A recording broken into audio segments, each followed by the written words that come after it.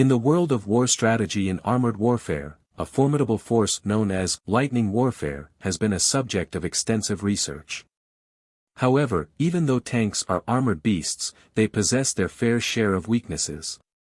Their limited observation capabilities, vulnerable spots, and dependence on infantry support make them susceptible to ambushes and battlefield challenges. Amidst the thundering tank formations, the slower-moving infantry troops follow. While tanks take the priority in armored assaults due to their cost and firepower, the infantry must march on foot. When the tanks launch their blitzkrieg attacks, they quickly deplete their resources, necessitating urgent supply of fuel, spare parts, and ammunition from the rear lines. Failure to do so renders the armored divisions ineffective and vulnerable to enemy counterattacks. Maintaining an armored force is resource-intensive. After long-distance off-road marches, engines often break down, and tracks suffer severe wear and tear. To keep the expensive tanks operational, extensive repair and maintenance units are essential.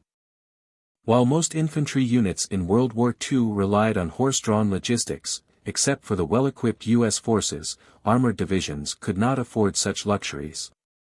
They required dedicated repair and fuel trucks, which had to traverse through unsecured territories to reach the front line as quickly as possible, accompanied by protective escort teams to ward off potential looters. Furthermore, favorable terrain is crucial for the success of armored divisions. Open plains or well-developed roads are ideal. However, regions with water networks like Vietnam or southern China pose significant challenges, rendering armored units ineffective, and in need of constant rescue and recovery efforts.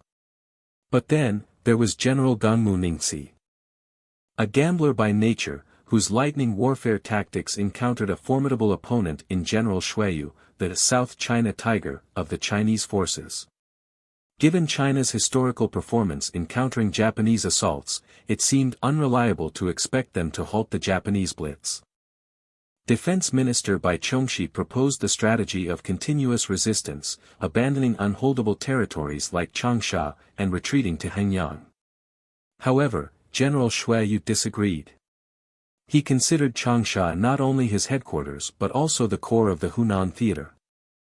He knew the enemy's plan in advance and was confident in defending Changsha against Gongmu's onslaught. Following his principle of holding ground as long as there was a gun, he disregarded Bai Chongxi's orders and prepared for a fierce battle. With past disputes between General Shuiyu and Bai Chongxi and Shuiyu's Guangdong origins, Chiang Kai-shek opted not to get involved. As long as victory was secured, everyone would shine. If defeat occurred, Shuiyu would take responsibility.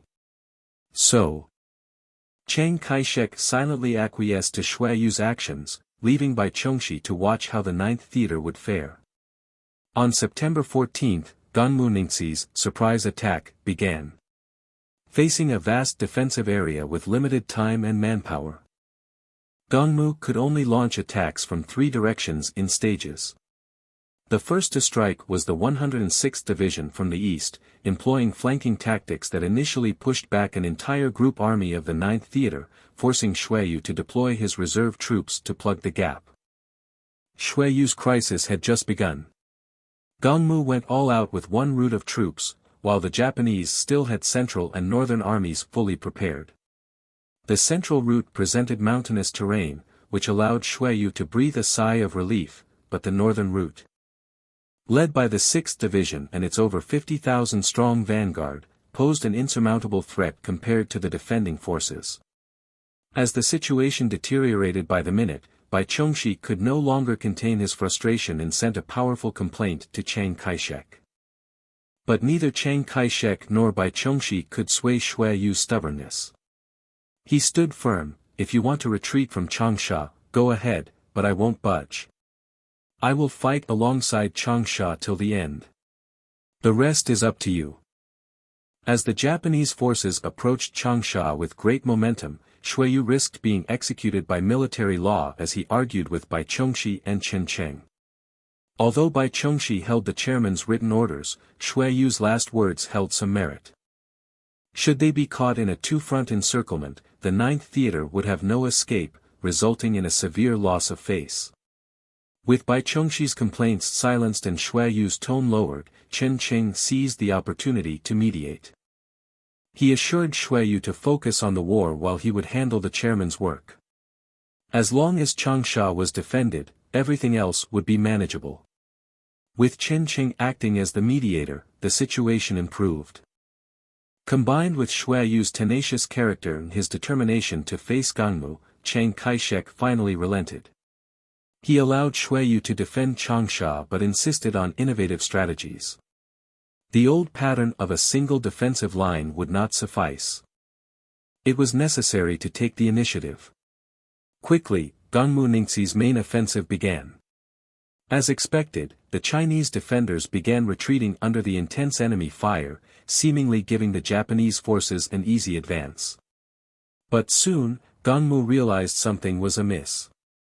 Xue Yu, the infantry commander, showed signs of engineering genius as he dug trenches and flooded the Hunan landscape, hindering the movement of Japanese artillery and infantry. Xue Yu's unconventional tactics put Gangmu on edge. The Japanese relied on overwhelming firepower and fast assaults.